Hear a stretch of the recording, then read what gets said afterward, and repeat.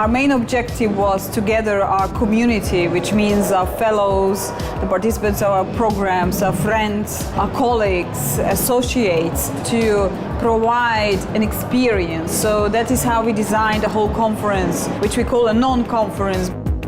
So for me, one of the key words of this celebration is human capital. I think I see human capital as one of the core values of the fund. And it's great to see after 10 years the amount of people the fund has been able to bring together. The fund is being recognized as a true regional actor, and there are very few of these actors nowadays in the region. We started the whole conference and the whole celebration of the 10th anniversary of European Balkans by launching the declaration of the European Balkan Partnership, which is a political document and a political statement. In order for the accession process to be successful and to really produce results which will contribute to real change, we have to completely reimagine the relationship between the Balkans and the EU.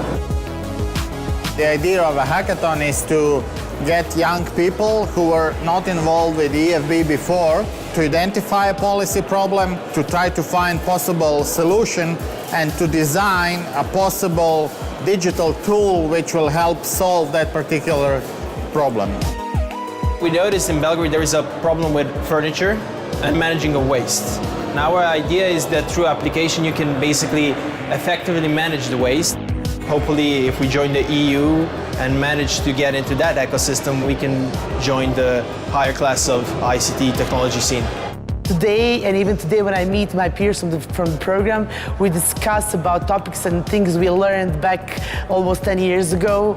And the experience was life-changing, I would say, because the top speakers really inspire you. And it's actually not only enormous amount of knowledge you gain, but also strength and support that you are on the right track. People who have the initiative in our societies, especially in the Balkans, are very rare. Energy that is created within the EFB is, I think, what enabled those people to continue fighting for change. For me, one of the things that's fascinating about the region as a researcher is to see how we think, how we process the world around us leads to certain types of decisions. We tend to think that we know a lot, and we tend to know more than we actually know. So teaching people how to overcome the kind of overconfidence that makes it difficult for them to make good predictions is part of the science. Young people in the Balkans need to show more social activism and to be more active citizens than they are. So how do we democratize capital? How do we give people access to the resources they need to pursue their dreams?